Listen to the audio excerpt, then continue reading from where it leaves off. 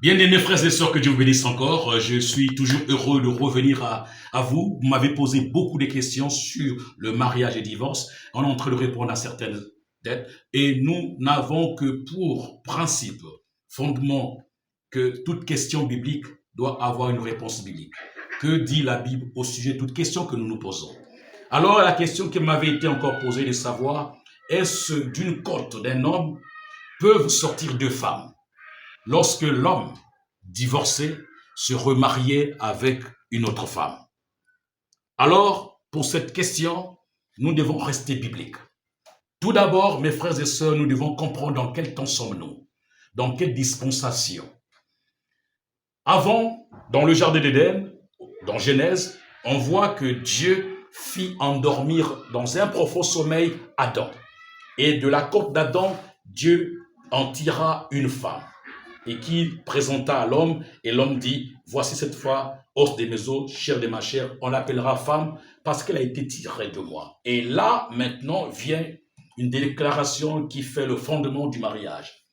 C'est pourquoi, dit le Seigneur, l'homme quittera son père et sa mère et s'attachera à sa femme, et les deux deviendront qu'une seule chair. Alors, si maintenant l'homme s'est marié pour une première fois avec une femme et qu'il arriverait qu'il y a un divorce, on a déjà répondu sur les raisons d'un divorce biblique.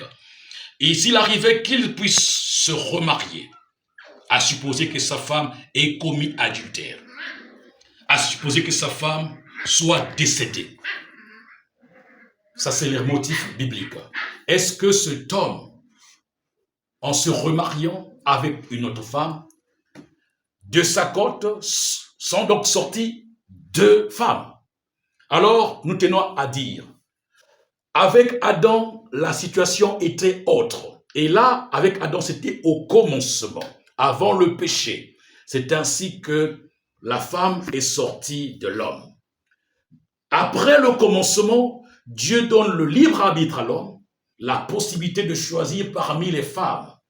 Donc, lorsque l'on va chercher parmi les femmes une qui sera sa femme, cette femme-là n'est pas, comme on dit, tirée de l'homme parce que Dieu avait pris cet homme, l'a endormi par un songe, par une vision, l'a endormi et Dieu a tiré une côte. Non. C'est par analogie que nous disons qu'elle est ma côte. Ce n'est pas pour dire que après Adam, nous aussi, Dieu nous fait endormir et Dieu tire de nous une femme. Non, comme moi, ma femme, Madame Badi Cynthia, elle n'a pas été tirée de moi après que Dieu m'ait fait endormir, que j'ai dormi profondément, et après Dieu a tiré, et après Dieu l'a amené devant moi. Non, c'est par analogie que nous disons, elle est ma côte.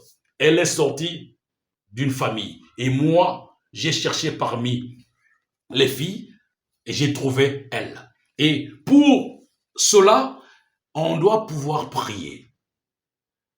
Prier pour que nous puissions choisir celle qui nous a été réservée, celle qui nous est convenable.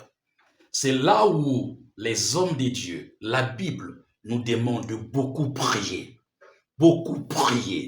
jeûner, pour être sûr que le choix que je vais faire soit fait sur celle-là que Dieu m'avait destinée à être ma femme, ma future épouse, la mère de mes enfants, avec qui nous allons nous préparer pour le retour du Seigneur Jésus-Christ.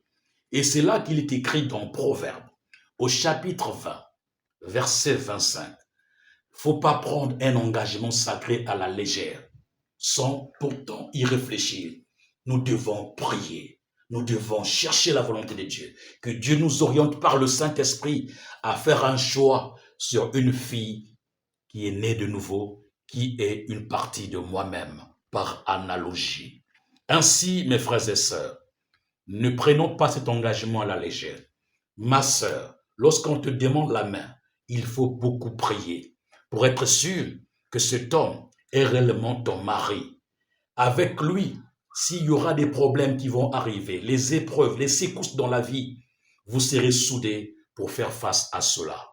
L'un ne trahira pas l'autre, mais vous serez tellement des complices, vous serez tellement soudés que deux valent mieux que un.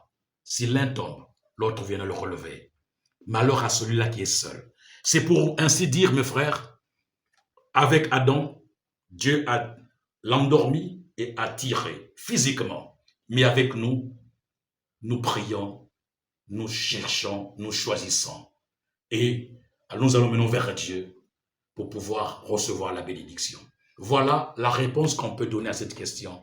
Que Dieu vous bénisse richement. Dire autrement, c'est comme les pharisiens et sadducéens qui ne comprenaient ni les Écritures, ni la puissance des Écritures.